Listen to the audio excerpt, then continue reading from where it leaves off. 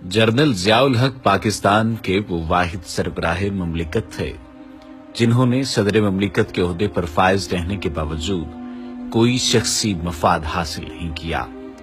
उन्होंने इस्लामाबाद में जो मकान बनवाया था वो भी बैंक से कर्ज लेकर बनवाया और कर्ज की किस्तें अपनी तनख्वाह से कटवाते रहे और ना ही उनका कोई बैंक बैलेंस था।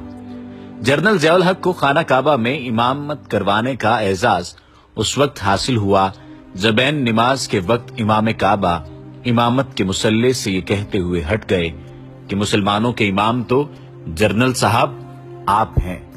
ये बात कोई आम बात नहीं थी। उन्होंने कहा कि आप इमामत करवाएं। फिर जब उन्होंने नमाज में कुरान पाक की तिलावत शुरू की तो आंखों से आंसुओं की झड़ियां और हिचकियां बंध गईं।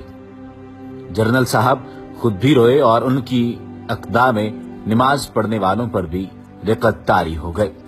फिर एक मर्तबा आप मस्जिद नबवी में रोज़ा रसूल सल्लल्लाहु अलैहि वसल्लम पर हाजिर हुए तो गवर्नर मदीना ने आपसे दरखास्त की कि अगर रोज़ा रसूल के अंदर जाने के लिए उन्हें बुलावा आए तो वो उन्हें भी साथ अंदर ले जाएं।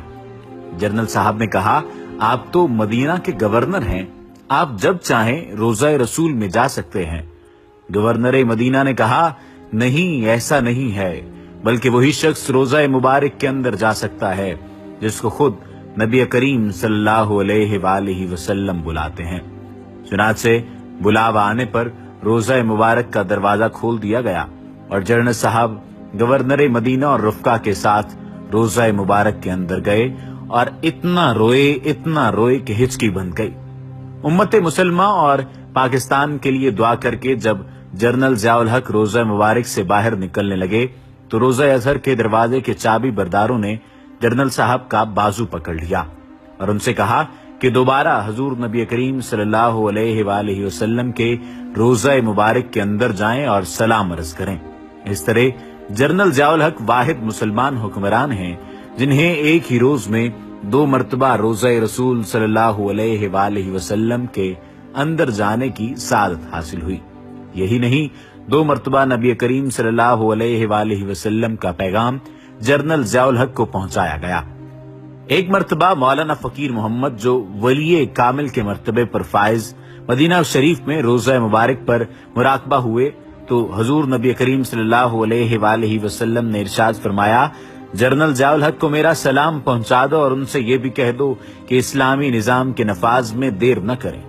पाकिस्तान वापसी पर यह पैगाम मौलाना फकीर मोहम्मद ने जब जनरल ज़ियाउल हक को पहुंचाया तो जनरल साहब की आंखों से आंसुओं की झड़ी लगी रही।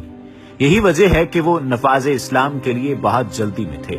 ये वाकया जनरल मोहम्मद ज़ियाउल हक की शहादत से 8 माह पहले का है। दुनिया में कोई शख्स ऐसा नहीं जिसके सब हिमायती हों और मुखालिफ कोई न हो। जनरल मोहम्मद ज़ियाउल हक का शुमार भी ऐसे ही इंसानों में होता है, लेकिन उन्होंने अपने 11 साला दौरे हुकूमत में पाकिस्तान और दुनिया की तारीख पर ऐसे खुशगवार असरात मुरत्तब किए हैं जिनका जिक्र किए बगैर पाकिस्तानी तारीख मुकम्मल नहीं हो सकती।